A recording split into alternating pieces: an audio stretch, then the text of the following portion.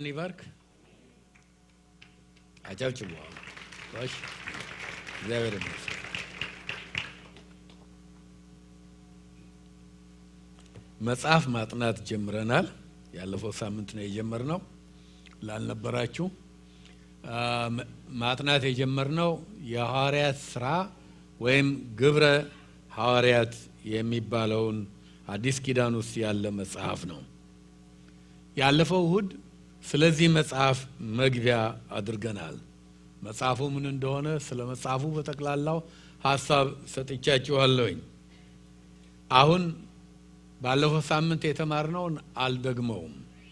ነገር ግን ያነሳናቸውን ሐሳቦች ብቻ ለወርወርላችሁ። የሐዋርያት ሥራ ስሙ እንደሚገልጸው አክሽን ማለት ነው። የሐዋርያት ሥራ የሐዋርያት ድርጊት አክት፣ እንደውም በእንግሊዘኛ እንደዛ ነው የሚባለው፣ በግዙ ግብረ ሐዋርያት። ስለዚህ ልክ እንደ ስሙ ሐዋርያት በዓለ 50 ወይም ከጴንጤቆስቴ ቀን ጀምሮ በካላንደራችን ከ30 ኤዲ ጀምሮ እስከ 62 ኤዲ 61 63ም ሊሆን ይችላል፣ ግን ከ64 በፊት ኔሮ ታላቁን ስደት ከማንሳቱ በፊት የተጻፈ ነው። ከዛ በፊት ለመሆኑ ማረጋገጫው ስለ ሐዋርያው ጳውሎስ ሞት እንኳን አይነግረንም። ሐዋርያው ጳውሎስ እስር ቤት እያለ ይተወዋል። መጽሐፉ መዝጊያ የሌለው መሆኑን አንስተናል። ምክንያቱም የሐዋርያት ሥራ ዓላማው ወረድ ብለን በኋላ እናየዋለን። ክርስቶስ ያደርግና ያስተምረው ዘንድ ስለጀመረው ጻፍኩልህ ነው የሚለው ለቴዎፍሎስ። ሉቃስ ያለው እንደዛ ነው። ከዚህ የተነሳ ክርስቶስ የጀመረው ስራ ስለሆነ ሐዋርያቱ ቀጠሉት። በእነርሱ ዘመን ብቻ አያበቃም፣ የሚቀጥል ስለሆነ በቅብብሎሽ እስከኛ ዘመን ድረስ የመጣ ስለሆነ ምንም አይነት መዝጊያ ከሌላቸው መጽሐፎች አንዱ ነው። ደግሞም የሐዋርያት ሥራ የሚለው ስም ቢለወጥ የሚፈልጉ ሰዎች እንዳሉ ይሄ ይሻል ነበረ የሚሉ እንዳሉ ተነጋግረናል። ከነ ምክንያቱ ነግሬያቸዋለሁኝ። ምክንያቱም አንዳንድ ሰዎች እንደሚሉት የጌታችን በቤተ ክርስቲያኑ አማካይነት ክርስቶስ በመንፈስ ቅዱስ የሰራው ስራ ቢባል ይሻላል የሚሉ አሉ። ሌሎችም ደግሞ መጽሐፉን በምናይበት ጊዜ ሁሉንም ሐዋርያት ስማቸውን ይጠቅሳል፣ ግን ተግባራቸው ስለሌለበት መጽሐፉ ከምዕራፍ 1 እስከ ምዕራፍ 12 የሚያተኩረው ጴጥሮስ ላይ ስለሆነ ከምዕራፍ 13 እስከ ምዕራፍ 28 ጳውሎስ ላይ ስለሆነ ያንዳንዶቹ ሐዋርያት ሥራ ቢባልስ የሚሉም እንዳሉ ነግሬያቸዋለሁ። ግብረ ጴጥሮስ ወጳውሎስ ማለት ነው፣ ግብረ ሐዋርያት በማለት ፈንታ። ስለ ደራሲው ነግሬያቸዋለሁ። ደራሲው የሉቃስን ወንጌል የጻፈው ሉቃስ በመባል የሚታወቀው ደቀ መዝሙር ነው። ሉቃስ ክርስቶስ በምድር ላይ በተመላለሰበት ጊዜ አልነበረም፣ ከጊዜ በኋላ የመጣ ነው። ያ ብቻ ሳይሆን መጽሐፍ ቅዱስን ከጻፉት 66 መጽሐፍት አሉት መጽሐፍ ቅዱስ እና ከነኛ ውስጥ አህዛብ የሆነ ሉቃስ ብቻ ነው ብያቸዋለሁኝ። የግሪክ ሰው ነው። ስለ ተደራሲውም ነግሬያቸዋለሁኝ። ተደራሲው ወይም መጽሐፉ የተጻፈለት ሰው በሮም መንግስት ከፍተኛ ስልጣን የነበረው፣ እንደውም ሉቃስ ላይ ክቡር ብሎ እንደሚጠራው ነግሬያቸዋለሁኝ። ቴዎፍሎስ የሚባል ሰው ነው። መጨረሻው አካባቢ ስለ ሐዋርያት ስለ ታማኝነታቸው አንስተን ነበር ያለፈው ሳምንት። በጣም ታማኞች ናቸው፣ ፌል አላደረጉም። ክርስቶስ የሰጣቸውን አደራ ሙሉ በሙሉ ፈጸሙ። ከነሱም በኋላ ያሉት በቅብብሎሽ ለኛ አደረሱት። መጽሐፉን ማጥናት ምን ጥቅም እንዳለውም ነግሬያችሁ ነበረ። የነበራችሁ ታስታውሳላችሁ፣ የሌላችሁ ሄዳችሁ ቪዲዮ ፖስት ዶኗል ልትሰሙት ትችላላችሁ። ዛሬ እንነሳና ያለፈው ሳምንት መግቢያ ነው ያደረግነው። መጽሐፉን ማጥናት እንጀምራለን። ከቁጥር 1 የሐዋርያት ሥራ ምዕራፍ 1 ከቁጥር 1 እስከ 11 ያለውን አነባለሁ። እስከ 11 ድረስ በማንበቤ እነኚህን ቁጥሮች በሙሉ ዛሬ ተምረን እንጨርሳለን ማለት አይደለም። ምዕራፍ 1 ላይ ብዙ ሐሳቦች፣ ጥልቅ የሆኑ ነገሮች ስላሉ ፍጥነት ሊኖረን አይችልም። እስከ 7 ከሄድን ድንቅ ነው። ነገር ግን እስከ 11 እናነባለን። የሚቀጥለው ሳምንት ደግሞ የቀረውን እንጨርሳለን። ቴዎፍሎስ ሆይ ኢየሱስ የመረጣቸውን ሐዋርያትን በመንፈስ ቅዱስ ካዘዛቸው በኋላ እስከ አረገበት ቀን ድረስ ያደርገውና ያስተምረው ዘንድ ስለጀመረው ሁሉ መጀመሪያውን ነገር ጻፍኩ። ፓስቴንስ ነው፣ ጽፌልሃለሁ ከዚህ በፊት ነው የሚለው። ደግሞ 40 ቀን እየታያቸው ስለ እግዚአብሔር መንግሥት ነገር እየነገራቸው በብዙ ማስረጃ ከሕማማቱ በኋላ ያው ሆኖ ከነርሱ ጋር አሳያቸው። ከነርሱም ጋር አብሮ ሳለ ከኢየሩሳሌም እንዳይወጡ አዘዛቸው። ነገር ግን ከኔ የሰማችሁትን አብ የሰጠውን የተስፋ ቃል ጠብቁ። ዮሐንስ በውሃ አጥምቆ ነበርና እናንተ ግን ከጥቂት ቀን በኋላ በመንፈስ ቅዱስ ትጠመቃላችሁ አለ። እነርሱም በተሰበሰቡ ጊዜ ጌታ ሆይ በዚህ ወራት ለእስራኤል መንግሥትን ትመልሳለህን ብለው ጠየቁት። እርሱም አብ በገዛ ስልጣኑ ያደረገውን ወራትንና ዘመናትን ታውቁ ዘንድ ለእናንተ አልተሰጣችሁም። ነገር ግን መንፈስ ቅዱስ በእናንተ ላይ በወረደ ጊዜ ኃይልን ትቀበላላችሁ። በኢየሩሳሌምም በይሁዳም ሁሉ በሰማርያም እስከ ምድር ዳርም ድረስ ምስክሮቼ ትሆናላችሁ አለ። ይህንንም ከተናገረ በኋላ እነርሱ እያዩት ከፍ ከፍ አለ። ደመናም ከዓይናቸው ሰውራ ተቀበለችው። እርሱም ሲሄድ ወደ ሰማይ ትኩር ብለው ሲመለከቱ ሳሉ እነሆ ነጫጭ ልብስ የለበሱ 2 ሰዎች ባጠገባቸው ቆሙ። ደግሞም የገሊላ ሰዎች ወደ ሰማይ እየተመለከታችሁ ስለምን ቆማችኋል? ይህ ከእናንተ ወደ ሰማይ የወጣው ኢየሱስ ወደ ሰማይ ሲሄድ እንዳያችሁት እንዲሁ ይመጣል አሏቸው። እንጸልያለን። እንጸልይ።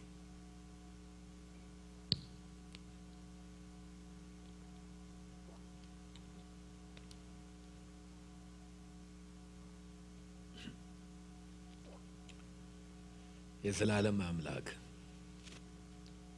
ጌታችንና አምላካችን ሆይ እናመሰግናለን። በዚህ ጠዋት ሁላችንም ወደ ቃልህ ማዕድ ቀርበናል። ለእያንዳንዳችን ቃልህን ቆርሰህ እንድትሰጠን በልተንም ደግሞ ነፍሳችን እንድትጠግብ እጸልያለሁ።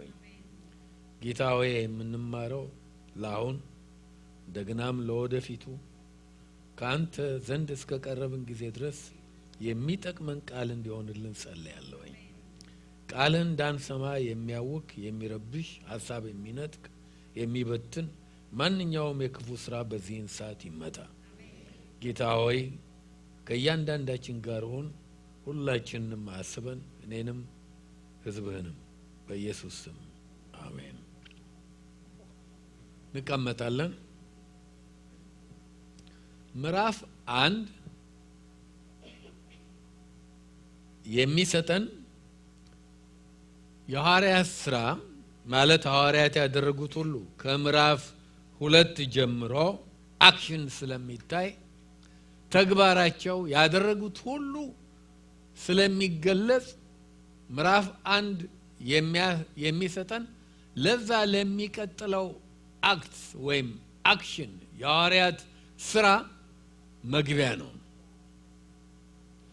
መሰረት ነው የሚሰጠው ለሚቀጥሉት ሐሳቦች ከምዕራፍ 2 እስከ ምዕራፍ 28 ድረስ ላሉት ሐሳቦች ከ30 ኤዲ እስከ 62 ኤዲ ድረስ እነኛ የቀደሙት የእግዚአብሔር ሰዎች ስላደረጉት ነገሮች መግቢያ ነው የሚሰጠን፣ መሰረት ነው የሚጥለው። ከምዕራፍ 1 የመጀመሪያዎቹን 11 ቁጥሮች አነበብኩላችሁ። ነገር ግን ይሄ ከምዕራፍ 2 ጀምሮ እስከ 28 ላሉት መግቢያ ነው ያልኳችሁ ክፍል ምዕራፍ 1 ውስጡ ብዙ ቁም ነገሮች ስላሉት በሩጫ ልንሄደው ያስቸግራል። ከሁለት በኋላ እንኳን ታሪክ አዘልም ስለሚሆን ብዙዎቹ ነገሮች ላይ ፍጥነት ይኖረናል። እዚህ ላይ ግን መሮጥ ያስቸግራል።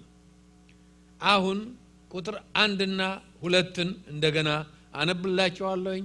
ያለፈው ሳምንት መጽሐፍ ቅዱሳችሁን ይዛችሁ እንድትመጡ ጠይቄ ነበረ። አይ ሆፕ አላሳፈራችሁኝም። መጽሐፍ ቅዱሳችሁን ይዛችሁ የመጣችሁ ስንቶች ናቸው? እስቲ ኦኬ። አሁንም ጥቂት እጅ ነው የወጣው። ብዙ እጅ እንዲወጣ ያስፈልጋል። መጽሐፍ ቅዱሳችሁን ይዛችሁ ነው። ቁጥር 1 እና 2 ቴዎፍሎስ ሆይ ኢየሱስ የመረጣቸውን ሐዋርያት በመንፈስ ቅዱስ ካዘዛቸው በኋላ እስካረገበት ቀን ድረስ ያደርገውና ያስተምረው ዘንድ ስለጀመረው ሁሉ መጀመሪያውን ነገር ጻፍኩ ይላል። መጀመሪያውን ነገር ጻፍኩልህ ሲል ፓስት ቴንስ ነው። ቅድም እንዳስታወስኳችሁ ጥቅሱን ሳነብ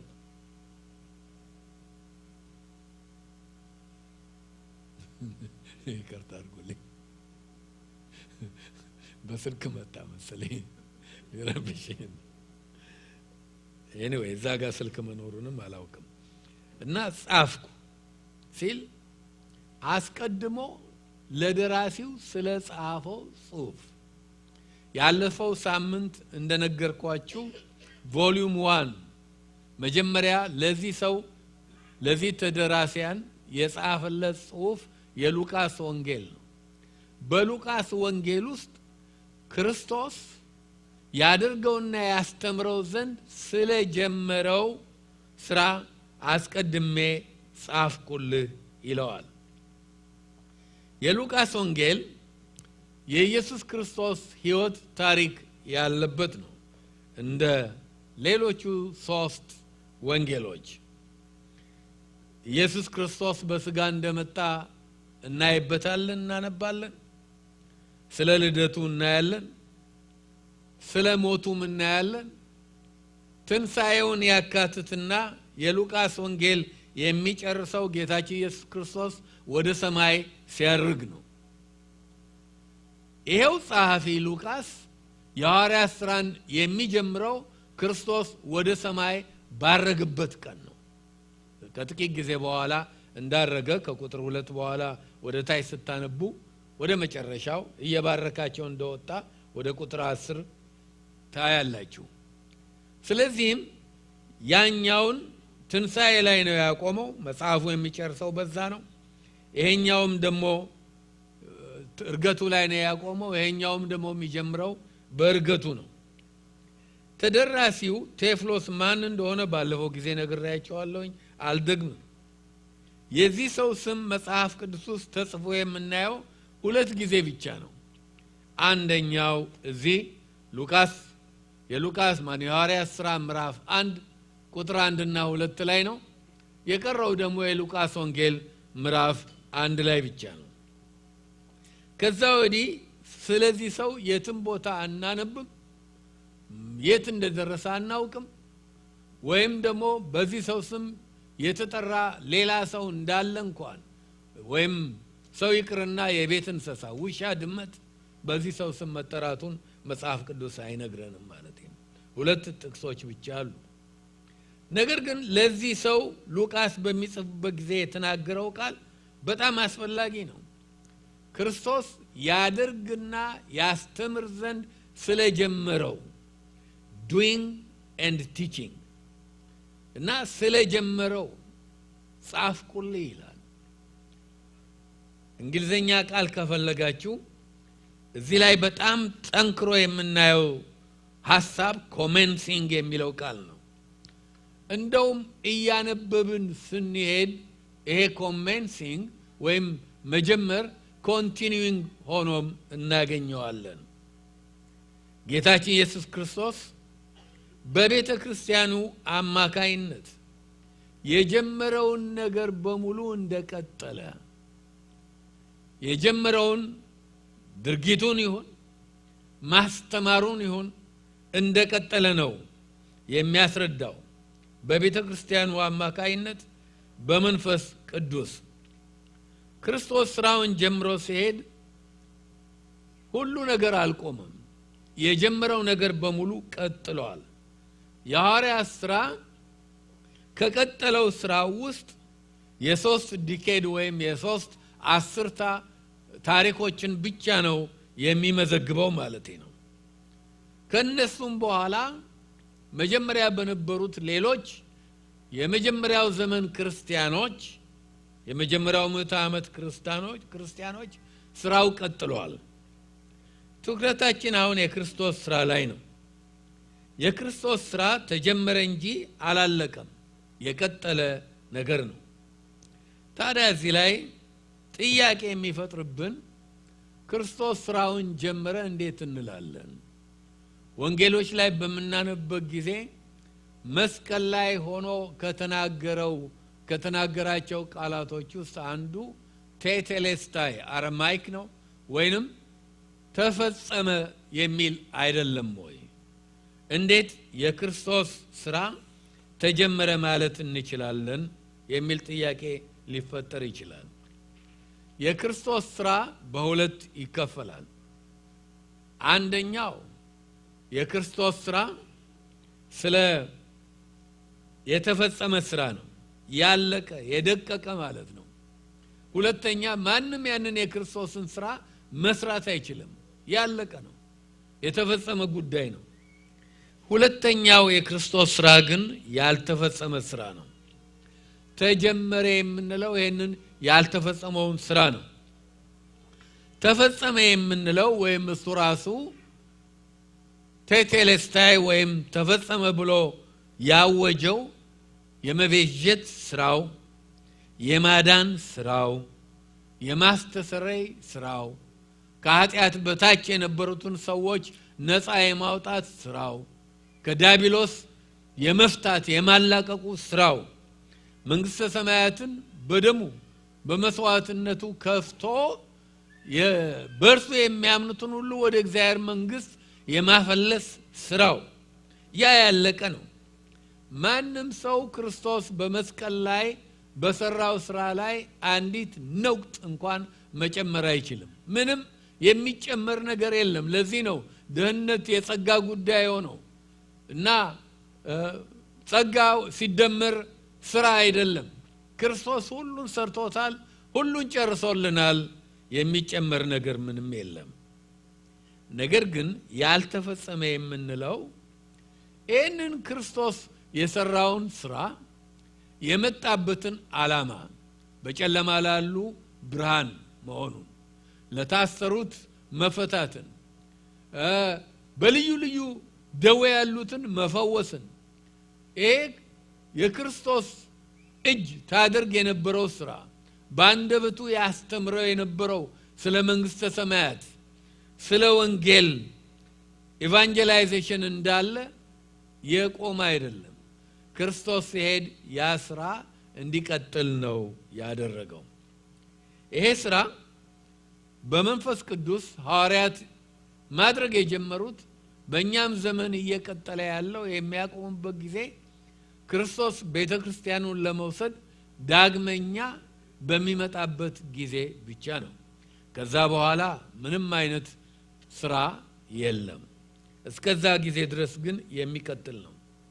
ለዚህ ነው ሉቃስ በወንጌሉ በሐዋርያት ስራ የጀመረው የሚል ቃል የተናገረው። ኮሜንሲንግ ስትቆዩ ደግሞ ሐሳቡ ኮንቲኒዊንግ ሆኖ ታገኙታላችሁ። የጀመረው ከሚለው ጋራ በተለይ ክርስቶስን በማንኛውም አይነት ሁኔታ የምናገለግል ሰዎች ሕይወታችንን እንደ መስታወት ለናይበት የሚገባን ሁለት ቃሎች ተጠቅሰዋል። ማንኛችንም ክርስቶስን የምናገለግል ሰዎች፣ ምስክርነት ያለን ሰዎች ሁሉ ክርስቶስን ማገልገላችን ነው። በጌታ አምኛለሁ፣ ክርስቶስ ሕይወት ነው፣ አንተም ዳን ብለን የምንመሰክር ሁሉ፣ በመዝሙር የምንመሰክር ሁሉ፣ በስብከት የምናስተምር ሁሉ፣ ወይም ደግሞ መጽሐፍ ቅዱስን በማስተማር በተለያዩ የጸጋ ስጦታዎች እግዚአብሔርን ለማክበር ለማገልገል የተሰለፍን ሰዎች ሁሉ ራሳችንን ልንፈትንበት የሚገባ ሁለት ቃሎች አሉ። እነኚህም ክርስቶስ የቀጠለው ምንድነው? ኮሜንስ አረገ እንጂ ያልጨረሰው ምንድነው? ክርስቶስ ያድርገውና ያስተምረው ዘንድ ስለጀመረው doing and teaching ማድረግና ማስተማር የሚሉ ሐሳቦች እናገኛለን። ማድረግና ማስተማር አብረው የሚሄዱ ነገሮች ናቸው። እነዚህ መለያየት አይችሉም። ክርስትና ክርስቶስ ከሆነ በቅርቡም ፓስተር ተስፋዬ እንዳስተማረን የክርስትና ግቡ ክርስቶስን መምሰል ከሆነ ክርስቶስ እንግዲህ ያደረገው ይህንን ነው። አደረገ፣ ማድረግን doing፣ አስተማረ፣ በተግባር ገለጸ፣ በቃላት ደግሞ ተናገረ፣ አስተማረ። ይህንኑ ቃል ከትንሣኤ በኋላ ሉቃስ 24 ላይ ወደ ኤማውስ እየተወለጉ ይጓዙ የነበሩ ሰዎች ደግመውታል። ስለ ክርስቶስ የሚነገረው ይሄ ነው። እንግዲህ ክርስትና ክርስቶስ ነው። ክርስትና ክርስቶስን መምሰል ከሆነ እነርሱም ስለ ክርስቶስ ያሉት ይሄንን ነው። እየተወለጉ ሲሄዱ ክርስቶስን አላወቁትም። አብሯቸው ይሄን ነበረ። ይነጋገሩ ስለነበረ በአንድ ሐሳብ ላይ ስለምንድነው የምትነጋገሩት ብሎ ጠየቃቸው። ሉቃስ 24 ቁጥር 19 ላይ እነርሱም እንዲህ አሉት፣ በእግዚአብሔርና በሕዝቡ ፊት በስራና በቃል ብርቱ ነቢይ ስለነበረው ስለ ናዝሬቱ ስለ ኢየሱስ እርሱንም የካህናት አለቆችና መኳንንቶቻችን ለሞት ፍርድ እንዴት አሳልፈው እንደሰጡትና እንደሰቀሉት ነው ብለው ለራሱ ለቀባሪው አረዱት እንደሚባለው ነገሩት።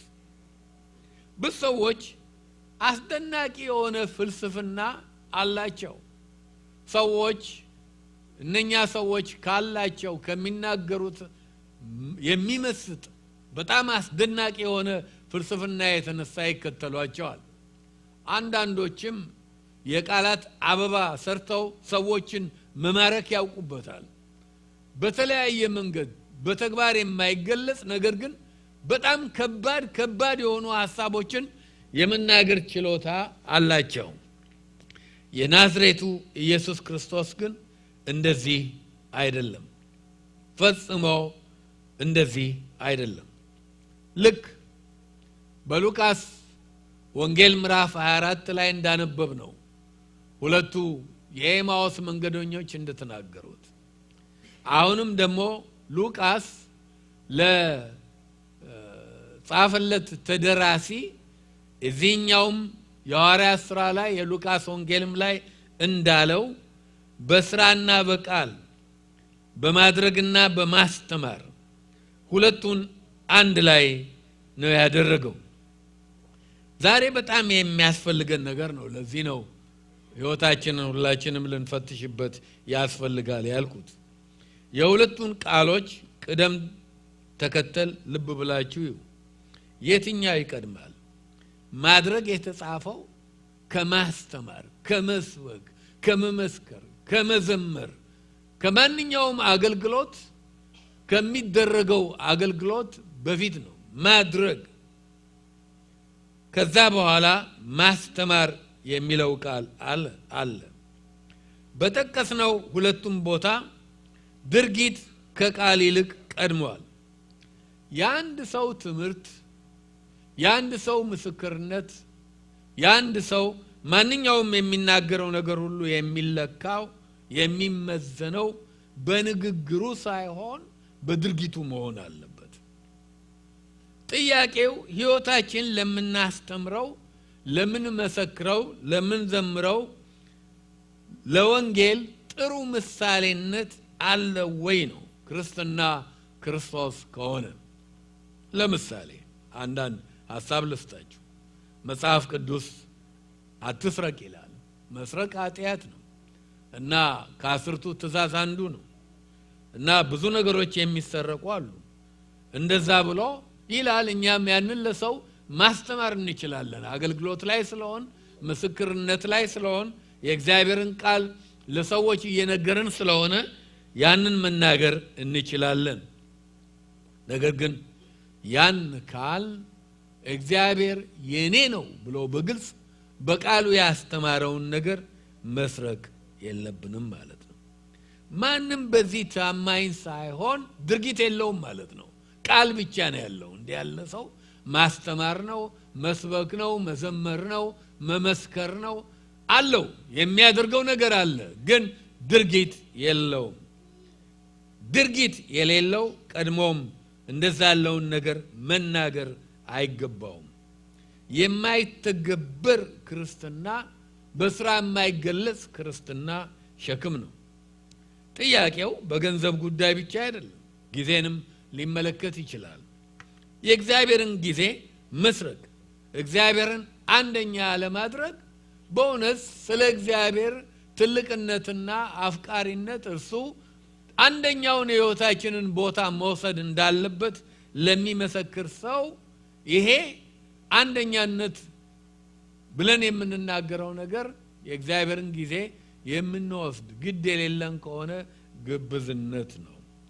ዱዊንግ የለውም፣ ፕሪቺንግ ብቻ ነው ማለት ነው። ወይም ደግሞ ቤተ ክርስቲያን ውስጥ ባሉ ጉዳዮች ብቻ አይደለም። ቅድም ያነሳሁትን አትስረቅ ለክርስቲያን እስቲ ላንሳላችሁ። በየዓመቱ እዚህ ሀገር ታክስ እንሞላለን። ዱዊንግ ማለት በታማኝነት ለአንክል ሳም በዓመቱ ውስጥ ያገኘነውን ሪፖርት ካደረግን ማለት ነው። ዱዊንግ ማለት በሁሉ መንገድ ሐቀኛ ሆኖ ክርስትናችን በምናደርገው ተግባር ሁሉ ሲታይ ነው። ድርጊት የሌለበት ትምህርት፣ ስብከት፣ አገልግሎት ግብዝነት ነው። ድርጊትና ማስተማር ሁለቱ አይለያዩ። ልክ ወፍ ሁለት ክንፍ እንዳለው በአንድ ክንፍ ብቻ መሄድ አይችልም። ሁለቱም ክንፍ መስራት እንዳለበት ድርጊትና ማስተማር አስፈላጊ ነው። እንደውም ድርጊት ነው የሚቀድመው። ጌታ ኢየሱስ ክርስቶስ የጀመረው በሐዋርያትም የቀጠለው ዛሬ በቤተ ክርስቲያን በእኛ መሄድ ያለበት ይሄ ክርስትና በዚህ አይነት መንገድ የሚተላለፍ ነው። ወንጌል አቅም የሚኖረውም እነዚህ ሁለቱ ሲሟሉ ነው። ምን ስናደርግ? የምንሰብከውን ስንኖረው፣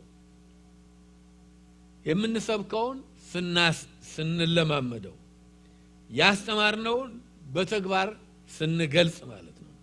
ክርስትና ያን ጊዜ አቅም ይኖራታል። ወንጌል አቅም ይኖረዋል። ይህን ካላደረግን በስተቀር ወንጌል አቅም የለውም። በቁጥር 1 ላይ ሌላ ሐሳብ አለ። ቁጥር 1 ላይ ብዙ ሐሳቦች ነው ያሉት። ኢየሱስ የጀመረው ድርጊትና አገልግሎት እንዲቀጥል ትእዛዝ ሰጠ ይላል። ትእዛዙን ደግሞ ለነማን እንደሰጠ ሲናገር ለሐዋርያቱ ነው የሰጠው፣ ግን ለመረጣቸው የሚል ቃል አለ። ስለ ምርጫ ይናገራል። መጽሐፍ ቅዱስ 3 አይነት ምርጫ እንዳለ ይናገራል። አንደኛው እግዚአብሔር ሕዝብን ይመርጣል። ሕዝብን ከሰዎች መካከል መጽሐፍ ቅዱሳችንን ስናነብ እግዚአብሔር አብርሃምን መረጠው፣ ቀጥሎ ይስሐቅን መረጠው፣ ቀጥሎ ያዕቆብን መረጠው። በእነዚህ በሶስቱ በተለይም በያዕቆብ አንድ ሕዝብ መረጠ። ከእስራኤል ሕዝብ 12 ወገኖች ከያዕቆብ በወጡ ዝርያዎች የሚጠራ እንደሆነ እናውቃለን። እግዚአብሔር አንድ ሕዝብ ለራሱ መረጠ። ይህ እውነት በብሉይ ኪዳን ውስጥ በደንብ ተብራርቷል። አዲስ ኪዳኑም ውስጥ በሚገባ ተብራርቷል፣ ተጽፏል። እንደውም ሐዋርያው ጳውሎስ በሮሜ ውስጥ ጥሩ አድርጎ ይነግረናል። ዕብራውያንም ውስጥ ይህን ነገር እናገኛለን። ሁሉ ነገር ከእነርሱ እንደመጣ አባቶች ይሁኑ ይሄ መጽሐፍ ቅዱስ ይሁን ከአንዱ በስተቀር ሁሉም አይሁዶች ነበሩ። ክርስቶስ ራሱ እንኳን ሳይቀር በስጋ የመጣው ከዚህ ሕዝብ ነው። ብዙ ሰዎች እግዚአብሔር ለምን እንዲህ ያለ ምርጫ ያደረገ፣ ለምን ይህንን ሕዝብ መረጠ ብለው ያጉረመርማሉ። ያየኋቸው የሰማኋቸው ሰዎች አሉ።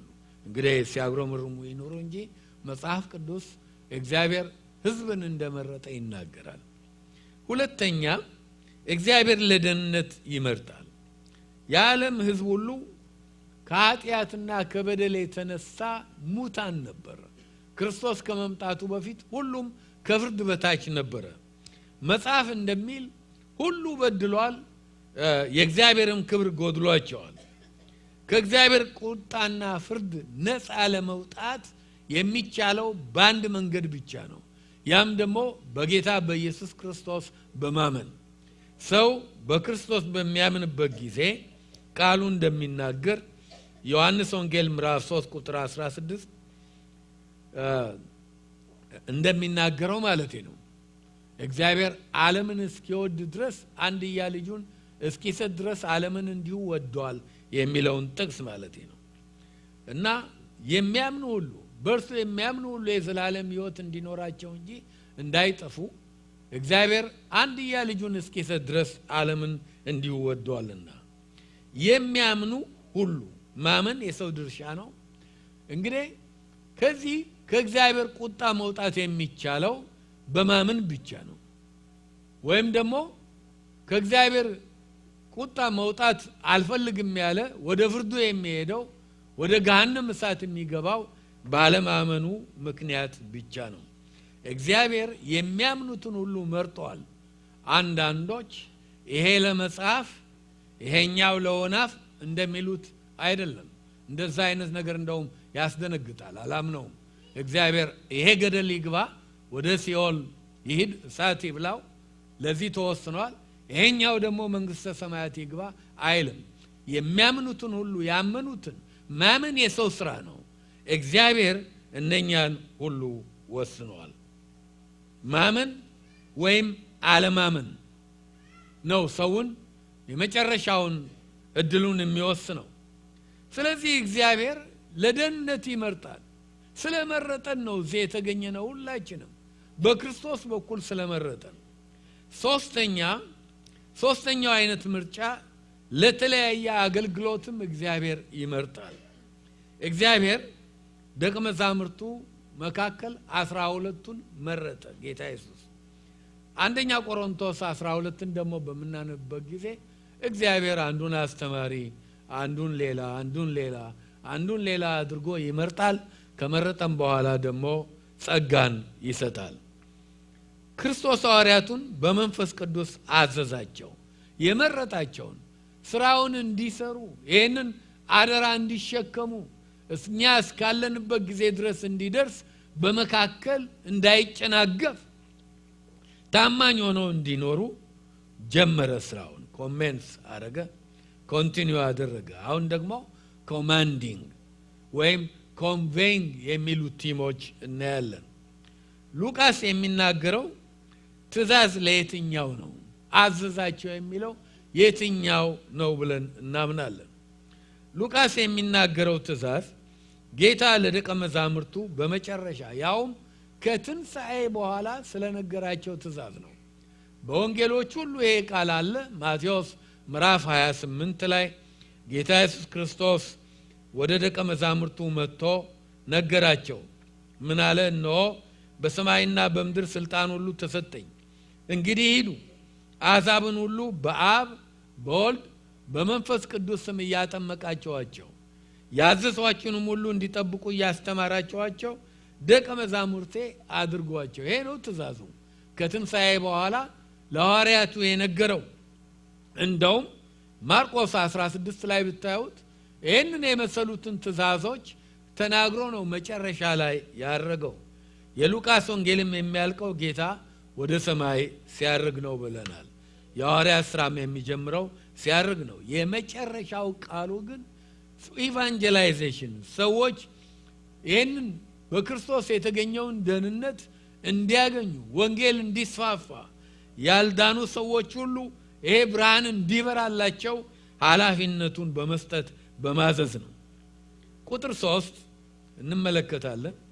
ቁጥር 3 ላይ ደግሞ 40 ቀን እየታያቸው ስለ እግዚአብሔር መንግስት እየነገራቸው በብዙ ማስረጃ ከሕማማቱ በኋላ ያው ሆኖ ለነርሱ ራሱን አሳያቸው ይላል።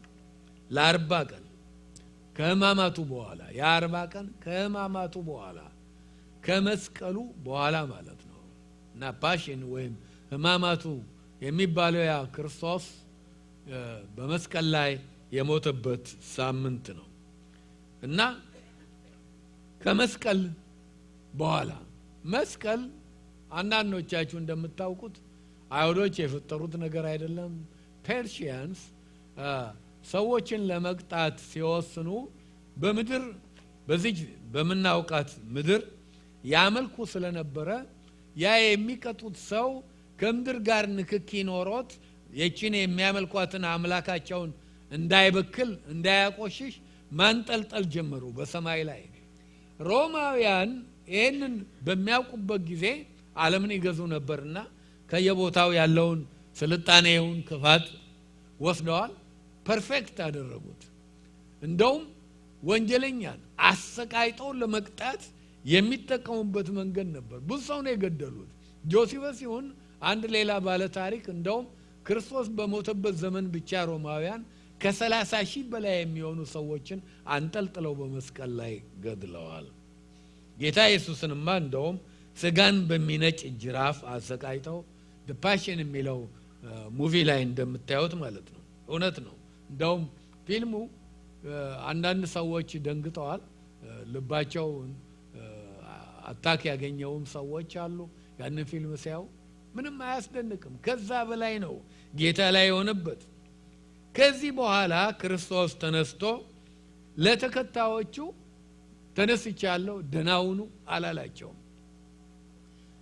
ጌታ ከተነሳ በኋላ ለ40 ቀን እየታያቸው ይላል። ለ40 ቀን እየታያቸው በብዙ ማስረጃ ይኸው መነሳቱን እስኪገባቸው ድረስ እስኪያምኑ ድረስ ምንም ጥርጥር እስከማይኖራቸው ድረስ እንደውም ከዛ በኋላ እናንተ የሰቀላችሁት ኢየሱስ እግዚአብሔር ግን አስነስቶታል ጌታም አድርጎታል ብለው መስበክ እንዲችሉ ድፍረት እንዲሆንላቸው በብዙ ማስረጃ ነው የታያቸው። በየጊዜው ወንጌል ውስጥ ሪኮርድድ የሆነ 12 ጊዜ የተገለጸበት አለ ተጽፏል። ሪኮርድድ የሆነ ማለት ነው በጠቅላላው በአዲስ ኪዳን ውስጥ። ነገር ግን ከዛ በላይ ሊሆን ይችላል። ሁሉ ነገር አልተጻፈም።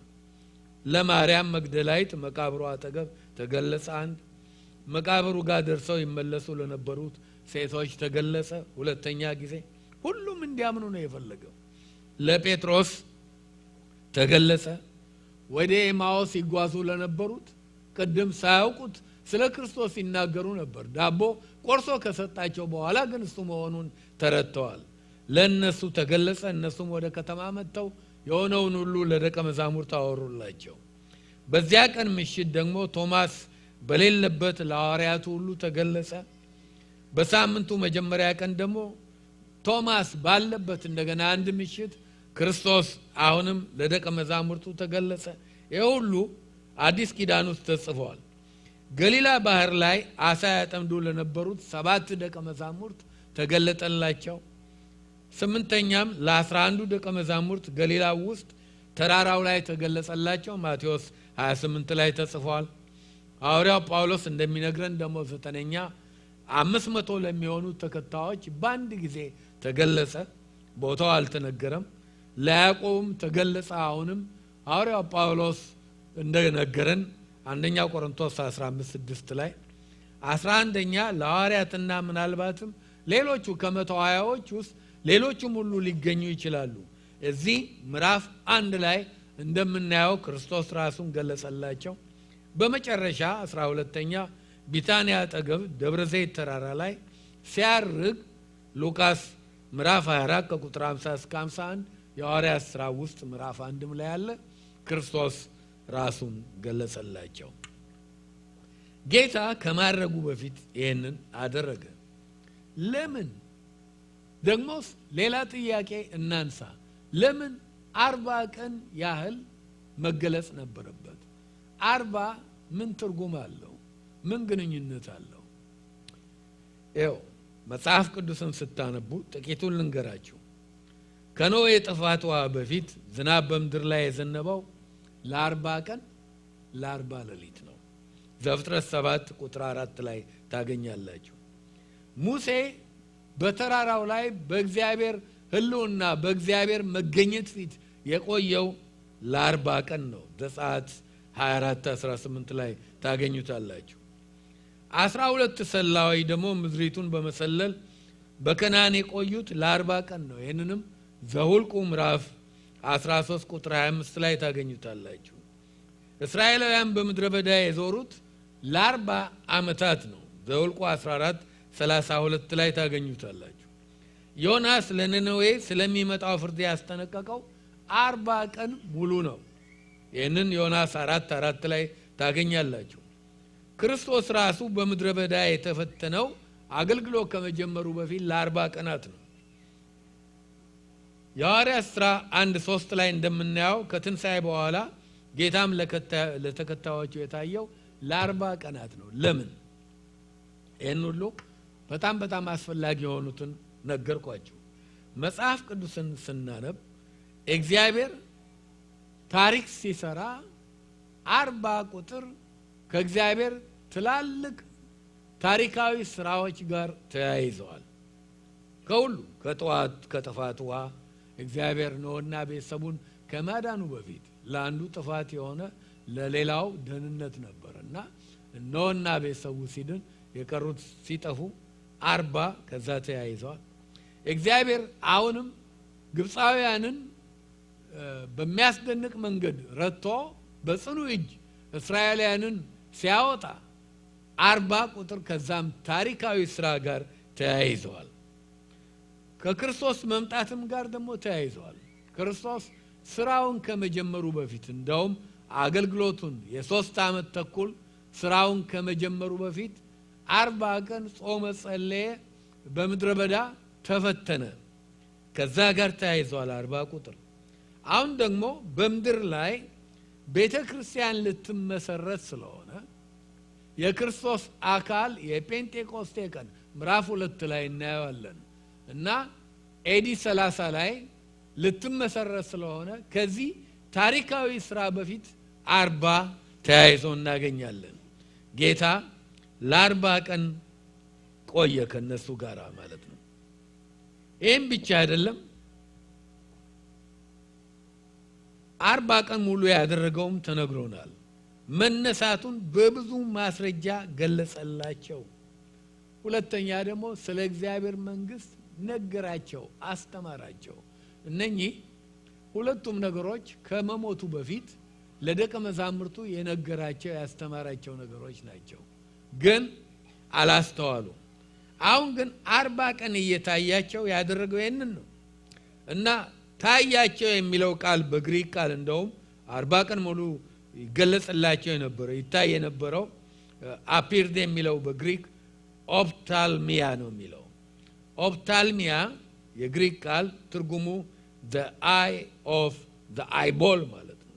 ከአይንም አይን ራሱ የአይን ቦል የኳስ የሚመስለው መካከል ላይ ያለው the eye of the eyeball እና እንደውም ከዚህ ቃል የወጣ ቃል አለ አንዳንዶቻችሁ የምታውቁት ኦፕቶሞሎጂ የሚል። ኦፕቶሞሎጂ ስለ አይን የሚያጠና ስለ አይን በሽታ የሚናገር ነው። እንደውም ይህንን ጥናት ያደረጉ የአይን ሐኪሞች ኦፕቶሞሎጂስት ይባላሉ። በዘመኑ ቃል ሉቃስ የሚለው ደቀ መዛሙርቱ ክርስቶስን አይቦል አረጉ። በዚህ በአይቦላቸው በደንብ አዩት ማለት ነው። ለ40 ቀን በአማርኛ ቆንጆ ቃል እንዳለ አላውቅም በዚህ ዘመን። በእኔ ዘመን ግን ነበረ። አንዳንዶቻችሁ ረስታችሁታል። አስታውሳችሁ ምን እንባባል ነበር? አንድ ነገር አይታይሎ ሲባል በአይኔ በብረቱ ነው ያየሁት እንል ነበር አይደለም? በዚህ በአይኔ በብረቱ ይኸው ደቀ መዛሙርት ለ40 ቀን በዚህ በአይናቸው በብረቱ ነው ጌታን ያዩት። ያ ደግሞ አስፈላጊ ነበረ። ምክንያቱም የሚመሰክሩት እኮ እናንተ የገደላችሁት ኢየሱስ ክርስቶስን እግዚአብሔር አስነስቶታል ጌታም አድርጎታል ብለው ነው እና ያን ለመመስከር ድፍረቱም እንዲኖራቸው በአይናቸው በብረቱ ማየት ነበረባቸው ማለት ነው። ለ40 ቀን አይተውታል። ሲናገር ሰምተውታል። አነጋግረውታል፣ ጥያቄ ጠይቀውታል፣ መልስ መልሰውላቸዋል፣ ዳሰውታል፣ ቁስሉን አይተዋል። ሁለቱ እጆች ላይ በችንካሩ ምክንያት ያለውን ጠባሳ፣ እግሮቹ ላይ ያለውን፣ ጎኑ ላይ ያለውን እንደ ቶማስ የተጠራጠሩ ሁሉ ዳሰው አይተውታል ማለት ነው። አልተጻፈም፣ ቶማስ ብቻ ነው ያየው፣ ግን ያው አይተዋል። ቶማስ ሲያይ አይተዋል። ወሬ ሰው ይወዳል አይደለም? ቶማስ ሲያይ ጠባሳውን አይተዋል ማለት ነው። የእጁ በጣም ግልጽ ነው፣ የእግሩም ግልጽ ነው ያሉ፣ የጎኑን ማለት ነው። ቶማስ ብቻ ነው የዳሰሰ። በብዙ መረጃ የሚል ቃል ታያላችሁ። አብሯቸው በልቷል፣ ጠጥቷል። መንፈስ ቢሆን ኖሮ ጌታ በስጋ ባይነሳ ኖሮ መንፈስ አሳ፣ የተጠበሰ አሳ አይበላም። ያለቀ ነው አይደለም? እና ሳንድዊች አይበላም። እና ጌታ ግን አብሯቸው በልቷል። ስለዚህ ሕያውነቱን በብዙ ማስረጃ ነው የነገራቸው። ሌሎችም ማስረጃዎች እንዲያስተውሉ አድርገዋል። የትንሣኤዎቹ ማስረጃዎች እንቁጠር አንዳንዶቹን። አንደኛ፣ የሮማ ዘበኞች መቃብሩን ይጠብቁ ነበረ። እንዴት ሊሰረቅ ቻለ? መቃብሩን የሚጠብቁት እኮ እንደውም የሮማ ወታደር ወንጀለኛ እንዲህ ያለ ቦታ ላይ ጥበቃ ሲያደርጉ 16 ሆነው ነበር የሚጠብቁት። ያናክል ብዙ ናቸው። ነቅተው ነው የሚጠብቁት። እንቅልፍም ከያዛቸው ተራ በተራ ነው የሚጠብቁት። ጥቂቶቹ ሊጫወቱ ወይም ከተኙም ሊተኙ ይችላሉ፣ ግን ነቅተው ነው የሚጠብቁት። ነቅተው የሚጠብቁበት ምክንያት እስረኛው ቢያመልጥ ወይም የሚጠበቀው ነገር ቢጠፋ የሚደርስባቸው ግድያ ስለሆነ ነው።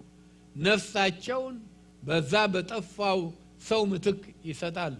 እንደውም ሮማውያን እነዚህን ወታደሮች ልብሶቻቸውን ሁሉ አስወልቀው ክብሪት ጭረው ወይም በሳት አያይዘው እና ማገዶውን የራሳቸው ልብስ እንዲያያይዘው አድርገው ነበር የሚጨርሷቸው። ከዚህ የተነሳ እነኛ ተጠንቅቀው ነው የጠበቁት፣ ግን መቃብሩ ባዶ ነው። ስለዚህ ይሄ ያዩት ነገር ነው። ሁለተኛ፣ መቃብሩ የተዘጋበት ድንጋይ ደግሞ ቀላል አይደለም። ማንም ደካማ ሰው ሊከፍተው የሚችል አይደለም። ሴቶቹ ጠዋት አስክሬኑን ሽቱ ለመቀባት ሲመጡ ያሉትን ተነጋግራቸዋል አይደለም? ማን ያንከባልልናል? በጣም ከባድ ነው እና ፎርሰኛ ሰው ይጠይቃል እና መከፈት አይችልም። በዛ ላይ ወታደሮች አሉ። ይሄ ብቻ አይደለም፣ በሮም ማህተም ታትመዋል ዙሪያውን አድርገው እና የሮም ማህተም አለበት። ማን ወንድ ነው የሮማን መንግስትን ማህተም የሚከፍተው? ይሄ ሁሉ ሆኖ ግን የጌታችን የኢየሱስ ክርስቶስ ሬሳ አልተገኘም፣ ተነስተዋል። ሶስተኛም የተገነዘበት ልብስ እንዳለ እዚያው ነበረ፣ ተጠቅልሎ እንዳለ ከውስጥ ወጥቷል። አሁን እኔ ጥሩ ምሳሌ ልስጣቸው። አሁን እኔ ይሄ ልብስ ለብሻለሁኝ፣ አይደንቃችሁም? ይሄ ልብስ ይውደቅም ይቁምም እና እሺ ቢወድቅም እንዳለ ሸሚዜ እንዳለ፣ ከረባቱ እንዳለ፣ እቺም ላፔል እንዳለች ሆኗ ግን ባልኖር በጣም አስደናቂ ነው አይደለም? የሆነው እንደዛ ነው።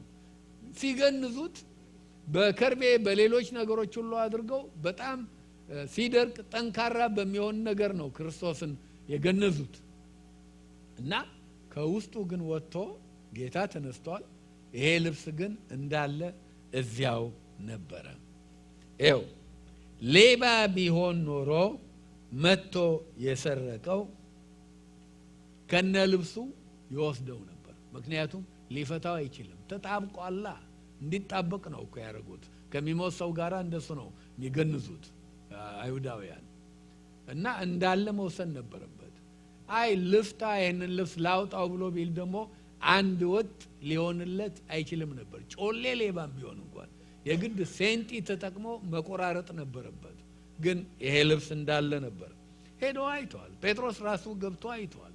እና በዛ 40 ቀን ውስጥ ያላዩት ነገር የለም። መቃብሩ ባዶ ነው። ማርያም ሄዳለች። ዮሐንስና ጴጥሮስ ሄደዋል። እና ወታደሮቹም ባዶ ስለሆነባቸው ለማስረዳት ቢሄዱ በገንዘብ ገዟቸውና እንዲበሉ ተባለ። ከተነሳ በኋላ በየጊዜው ለደቀ መዛሙርቱ ታይቷል እና የተመዘገበው 12 ጊዜ ነው። ቅድም አንብቤላችኋለሁ። ደቀ መዛሙርቱ ደግሞ በጣም የሚያስደንቀው አንድ ምናልባት ልብ ማትሉት ጥቅስ ልስጣችሁ። ክርስቶስ ተነሳ የሚለውን ወሬ ሲሰሙ መጀመሪያ አላመኑ። በሙሉ ሐዋርያቱ በሙሉ ራቁታቸው የሸሹት እንደውም እና ጴጥሮስ ራሱ አሁን እዚህ የሐዋርያት ሥራ ላይ ከምዕራፍ 1 እስከ 12 ዋና ጀግና የሆነው ሰው በማትታወቅ አንዲት ገረድ ፊት አላውቀውም ሲል ክርስቶስን ክደዋል። እና ግን በኋላ ያደረጉትን ተመልከቱ። ሕይወታቸው መለወጥ ብቻ አይደለም፣ ምስክርነታቸው አቤት ሲያስፈራ። ይኸው አንዳንዶቻችን አላሰብነው ይሆናል። በሮም መንግስት ውስጥ ክርስቶስ ንጉሥ ነው ቢባል ምንም የሚያስደንቅ ነገር የለም። እነሱ እኮ ከነሱ ንጉሥ ስር ብዙ ንጉሶች አላቸው። ሄሮድስም እንዳቂሚቲ ንጉሥ ነበር አይደለም? አዎ፣ ንጉሥ የሚባሉ ብዙዎች አሏቸው። ያ ችግር የለውም። እነኚህ ሰዎች ክርስቶስ ንጉሥ ነው፣ ግን እነሱ ሊጨርሷቸው የሚችሉትን ቃል ነበር የሚመሰክሩት። አምላክ ነው ቢሉም በሮም መንግስት ውስጥ አምላክ ስንት አይነት ጣዖት አለ፣ ለነሱ ችግራቸው አይደለም። ነገር ግን በዛ በሮም መንግስት ውስጥ አንድ ክርስቲያን ተነስቶ ካይሮስ የሚለውን ቃል በግሪክ ከተጠቀመ፣ ካይሮስ ኢየሱስ ክርስቶስ ካለ ወይም ክርስቶስ ጌታ ነው ካለ፣ ጌታ ማለት ነው። ያ ችግር ነው። ለምን ብትሉ በጊዜው ክርስቲያኖች ሁሉ ይሰቃዩበት የነበረው ስንቶቹ ፖሊካርፕን ጨምሮ አላደርግም ያሉት እኮ የቄሳር አምልኮ ነበር። ቄሳር ጌታ ነው ተብሎ የሚጠራበት ጌታ ኢየሱስ ስም ነው። የቄሳር የሮም መንግስት ስም ነው። አንድ ሰው በሮም መንግስት ውስጥ የሚኖር በአመት አንድ ጊዜ ወደ መቅደስ ሄዶ ዕጣን አጭሶ ካይሮስ ሴዘር ማለት አለበት፣ ወይም ካይሮስ ቄሳር ማለት አለበት። በግሪክ ቄሳር ምንድን ነው? ጌታ ነው ማለት ነው። ግን እነኚህ ሰዎች የሚሰብኩት ኖ ኖ ኖ ኖ ኖ አሁን እኮ የሚጻረር ነው። የሮምን መንግስት ዋና መልእክት የሚቃወም ክርስቶስ ጌታ ነው ብሎ ይሰብኩ ነበር። ይሄ ድፍረት ከየት መጣ? ምክንያቱም እነኛ 40 ቀናት ውስጥ ክርስቶስ እስከማይጠራጠሩ እስኪገባቸው ጊዜ ድረስ መነሳቱን በብዙ ማስረጃ ስላሳያቸው ነው። ከዚህ የተነሳ ክርስቶስ ጌታ ነው ብሎ መሰከሩ። ያውነውን ክርስቶስን ሲመሰክሩ ደማቸው ቢፈስ አልፈሩም። ብዙዎቹ ከዮሐንስ በስተቀር ናቹራል ሞት የሞተ ማንም የለም። ሁሉም ተሰይፈዋል ወይም ደግሞ ተሰቅለዋል፣ በሳት ተቃጥለዋል። ከዮሐንስ በስተቀር ስላችሁ ዮሐንስም አልቀመሰም ማለት ነው። አልቀመሰም ማለት አይደለም፣ ቀምሷል። የፈላ ዘይት ውስጥ ተጨምሮ ነበር፣ ግን በታምሮ ወጥቶ እሱ ግን ናቹራል ዴዝ ከነሱ መካከል የሞተ እሱ ብቻ ነው። ይህን ያክል ደማቸውን ሲያፈሱ እንደውም ቴርቱሊያን ምን ብሎ ያወራል? ስለ ወንጌል መስፋፋት፣ ስለ እሳቱ መንደድ፣ ስለ ሪቫይቫሉ ሲያነሳ የስ ክርስቶስ ነው መንፈስ ቅዱስ ነው የሰራው። ግን ከጥንት አባቶች ሁለተኛው ምዕተ ዓመት ላይ ከነበሩት አንዱ ቴርቱሊያን ምን አለ? የነኚህ ሰማዕታት የቅዱሳን ደም ለወንጌል ዘር ሆኗል ይላል። ዘር የሚበዛ ነገር ነው፣ የሚበቅል ነገር አለው። በእነዚህ 40 ቀናት ከተናገራቸው ነገሮች ውስጥ ደግሞ ስለ እግዚአብሔር መንግስት ነገራቸው ይላል። የእግዚአብሔር መንግስት ጉዳይ እንዲገባቸው ያስፈልጋል። ክርስቶስ የመሰረተው በምድር ላይ የእግዚአብሔርን መንግስት ክርስቶስ ይሄ የእግዚአብሔር መንግስት የሚለው ቃል ለልቡ በጣም ቅርብ የሆነ ቃል ነው። 80 ጊዜ ያህል ጠቅሶታል። የትምህርቱ ሁሉ መካከለኛ ቲም ነው። ሉቃስ 4:43 ላይ ሲመጣም የእግዚአብሔር መንግስት እየሰበከ ነበር የመጣው።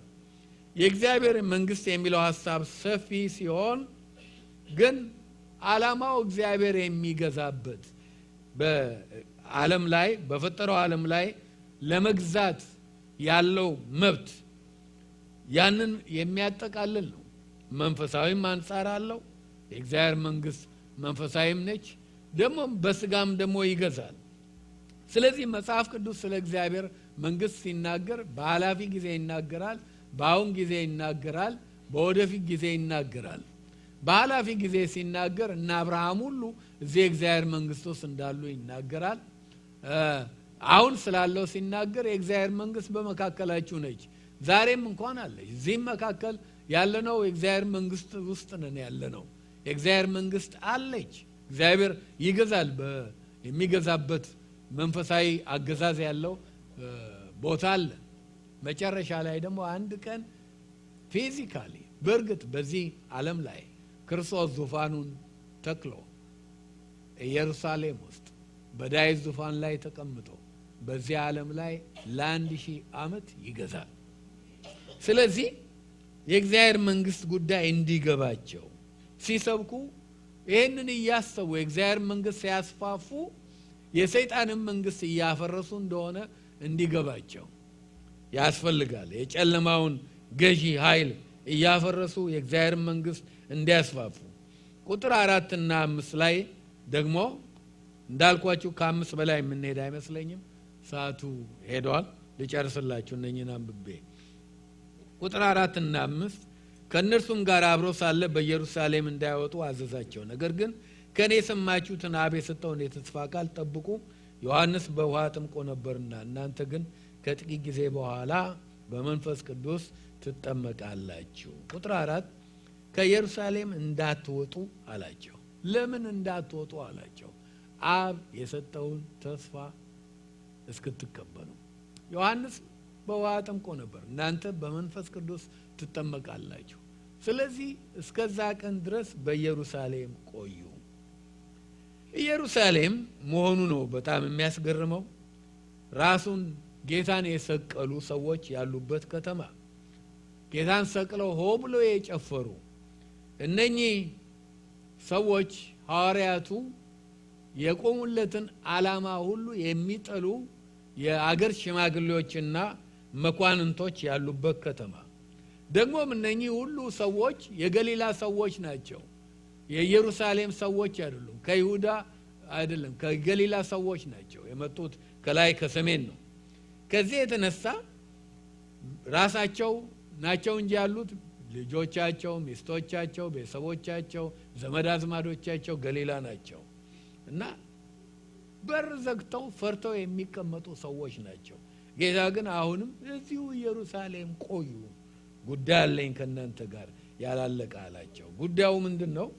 ከዚህ በፊት ነግሯቸዋል። ዮሐንስ ወንጌል ምዕራፍ 16 ላይ እኔ ብሄድ ይሻላቸዋል፣ እኔ ባልሄድ መንፈስ ቅዱስ አይመጣም አለ። እርሱ በመጣ ጊዜ ስለ እውነት ሁሉ ያስተምራቸዋል። ስለ መንፈስ ቅዱስ መምጣት ሰምተዋል። የአብ የሰጠው ተስፋ ማለት እሱ ነው። እሱ ይመጣል አለ። ጠብቁ። ስንት ቀን እንደሚጠብቁ አልነገራቸውም። ግን አሁን እኛ እድሉ አለን። የቆዩት ስንት ጊዜ ነው? 10 ቀን ብቻ ነው። 10 ቀን ነው። 40 ቀን እሱ ከተነሳ በኋላ 50ኛው ቀን የበዓለ 50 ነው፣ የፔንቴኮስቴ ቀን መንፈስ ቅዱስ የወረደው የዛን ቀን ነው። ጠብቁ አላቸው። በኢየሩሳሌም ኢየሩሳሌም ላይ መሆኑ መንፈስ ቅዱስ የወረደበት የሚያስደንቅ ነገር የለውም። ምክንያት ልስጣችሁ። ኢየሩሳሌም በብሉይ ለጌታ ምሳሌ የሆነው የመልከ ጼዴቅ ከተማ ነች። አብርሃም ልጁን ይስሐቅን ለእግዚአብሔር ሊሰዋ ያለበት ስፍራ ኢየሩሳሌም ነው፣ ያ ሞሪያ ተራራ ያለው። እግዚአብሔር ደግሞ በተራው ለአብርሃም ልጁን የሰዋበት ኢየሩሳሌም ውስጥ ነው። ለአብርሃም ስል ደንቋቸው ይሆናል። አዎ ተስፋ ሰጥቶን ነበር። ባንተ በዘርህ አሕዛብ ሁሉ ሳይቀሩ ይባረካሉ ብለዋል። ያ የአብርሃም ተስፋ ክርስቶስ ነው እና ክርስቶስ ሊባርክ የሚችለው ከሞተ በኋላ ነው፣ ከተሰዋ ደሙ ከፈሰሰ በኋላ ነው። አብርሃም ልጁን ሊሰዋ ባለበት ቦታ እግዚአብሔር ደግሞ ለአብርሃም ልጁን ሰዋ። ኢየሩሳሌም ለጌታ ምሳሌ የሆነ የዳዊት ከተማ ነች። የዓለም የጥንት ታሪክ ሁሉ እምብርት ነች። የትንቢት ሁሉ ማዕከል ነች። የሼክና ክብር የምታውቅ ከተማ በዓለም ላይ ሌላ የለም። የእግዚአብሔር ክብር የሼክናው ክብር ምድር ላይ የወረደበት ስፍራ አንድ ስፍራ ቢኖር ኢየሩሳሌም ነበረች እና እግዚአብሔር ሼክና ክብር መቅደስ ውስጥ አለ። እንደውም የሰሎሞን መቅደስ ሲሰራ ክብሩ ቤቱን ሁሉ እንደሞላው እናውቃለን። አሁን የአዲስ ኪዳን መቅደስ ሊሞላ ስለሆነ ይሄው ክብር ይሄው መንፈስ ቅዱስ ሊመጣ ስለሆነ ኢየሩሳሌም መሆኑ ምንም አስደናቂ አይደለም ማለት ነው። ጠብቁ አላቸው። ዮሐንስ በውሃ ያጠመቀው ያው ጥምቀትን ከመንፈስ ቅዱስ ጥምቀት አያይዞታል። ምክንያቱም ጥምቀት ባፕቲዞ ከሚል ቃል የወጣ ነው። መስመጥ መሸፈን ማለት ነው፣ ሰምጦ መውጣት ነው። ልክ እንደዛው አሁንም ሰው በመንፈስ ቅዱስ ሲጠመቅ ሙሉ በሙሉ በመንፈስ ቁጥጥር ስር ይሆናል ማለት ነው ከታዘዝን። የሰጣቸውን አደራ ለመፈጸም ግን ያዘዛቸውን ትእዛዝ ለመፈጸም ይሄ ግዴታ አስፈላጊ ነው። ይሄ ልምምድ በሶስት ስም ተጠርቷል። የመንፈስ ቅዱስ ጥምቀት፣ የመንፈስ ቅዱስ በእናንተ ላይ በወረደ ጊዜ ብለዋል 1:8 ላይ። ደሞም የሐዋርያት ሥራ 2:4 ላይ እንደምናየው በመንፈስ መሞላት። ሶስቱንም ስሞች መጽሐፍ ቅዱስ ውስጥ እናያለን። በመንፈስ ቅዱስ መሞላት የሚለውን ቃል 2:4 ላይ እናገኛለን። በመንፈስ መጠመቅ የሚለው የሐዋርያት ሥራ ውስጥ አንድ ሌላ ቦታ ተጠቅሷል። ቆርኔሌዎስ ቤት ውስጥ የሆነውን ጴጥሮስ ሲናገር ይህንን በመንፈስ ቅዱስ መጠመቅ የሚለውን ቃል ተጠቅሟል። በመንፈስ ቅዱስ ትጠመቃላችሁ ያለውን ቃል። በመንፈስ መሞላት የሚለው ቃል ደግሞ 4 ቦታ ተጽፏል የሐዋርያት ሥራ ውስጥ። 4:8 ላይ ጴጥሮስ መንፈስ ቅዱስን ተሞልቶ ይላል። 4:31 ላይ አማኞች በጴንጤቆስቴ ቀን በሁሉም ላይ መንፈስ ቅዱስ ሞላባቸው። 9:17 አናንያስ ለጳውሎስ በመንፈስ ቅዱስ ተሞላ ይለዋል። ጳውሎስ ደግሞ እንደገና በመንፈስ ቅዱስ ተሞልቶ ያንን ጠንቋይ ሲቋቋመው እናያለን። በመንፈስ መሞላት የሚለው ቃል በመልእክቶቹ ውስጥ የተጠቀሰው አንዴ ብቻ ነው። ያም ደግሞ በወይን ሳይሆን በመንፈስ ቅዱስ ተሞሉ የሚለው ቃል ኤፌሶን 5:18። ጳውሎስ መጠመቅ የሚለውን ቃል ደግሞ አንድ ቦታ መልእክቶቹ አንስቷል። ከሌላ አንጻር ከሌላ ልምምድ ነው። ይህም ደግሞ አንዱ መንፈስ ሁላችንም የግሪክ ሰዎች እንሁን አይሁዳዊ የተለያየ እንሁን ሁላችንም የአንዱ አካል ብልቶች እንድንሆን መንፈስ ቅዱስ አጥምቆናል ይላል። ስለዚህ የአንዱ የክርስቶስ አካል ለማድረግ ስንድን ቦርን አጌን ስንሆን መንፈስ ቅዱስ የሚያደርገው ስራ ነው። አንዳንድ ሰዎች ጴንጤቆስቴ አይደገምም ወይም መንፈስ ቅዱስ የወረደበት ቀን የሆነው አይነት ልምምድ አይደገምም የሚሉ ሰዎች ብዙ መጽሐፍ የሚጽፉ ባፕቲስቶቹ ሌሎቹ ሁሉ ተደምረው ማለት ነው። ስለ መንፈስ ቅዱስ ጥምቀት ሲነሳ የሚቆሙት ወደ ለዚህ የክርስቶስ አካል እንሆን ዘንድ ሁላችንንም አጥምቆናል የሚለው ጥምቀት ላይ ነው። ያለ አይካድም። መንፈስ ቅዱስ ሁላችንን ወስዶ ከመንፈስና ከቃሉ ዳግም ተወልደናል፣ የአካሉ ብልቶች ሆነናል። ነገር ግን በፈለገው ስም እንጥራው የመንፈስ ቅዱስ ጥምቀት አለ። ብትፈልጉ መሞላት፣ ብትፈልጉ ጥምቀት፣ ብትፈልጉ ከደህንነት በኋላ የሚመጣ በረከት፣ ዳግመኛ በረከት፣ ሰከንድ ብሌሲንግ፣ የመንፈስ ቅዱስ ሙላት፣ በፈለገው ጥሩት። ነገሩ እውነት ነው፣ ወደፊት እንወያይበታለን። ነገር ግን ለሐዋርያቶቹ አስፈላጊ ነበር ቆዩ በኢየሩሳሌም። ምክንያቱም ይሄ አክሽን መጽሐፍ ነው ብያለሁ። አክሽን ያለ ጉልበት አይቻልም። አክሽን እንደውም መንፈስ ቅዱስ በእናንተ ላይ ከወረደ በኋላ በኢየሩሳሌም፣ በይሁዳ፣ በሰማሪያ እስከ ዓለም ዳርቻ ድረስ ምስክሮቼ ትሆናላችሁ። ያለ መንፈስ ቅዱስ ይኸው ሰው ያለ ጀርባ አጥንት ማለት ነው። የጀርባ አጥንት የሌለው ሰው ጄሊ ነው፣ ልፍስፍስ ነው የሚለው አይቻልም። ስለዚህ የግድ ያስፈልጋል። ቆዩ አላቸው። ኔክስት ዊክ በዝርዝር እንመለከታለን። ጥቂት ደቂቃ ወስጄባቸዋለሁ። ተነስተን እንጸልያለን። እንጸልይ። ምዕራፍ 1 እስክንወጣ ጥቂት ስለሆነን ብዙ ዝርዝሮች ስላሉት ማለት ነው። የሚቀጥለው ሳምንት እንወጣዋለን። መሪ ወደዚህ እንዲመጣ ጠይቃለሁ እና ጸልየን እንለያያለን።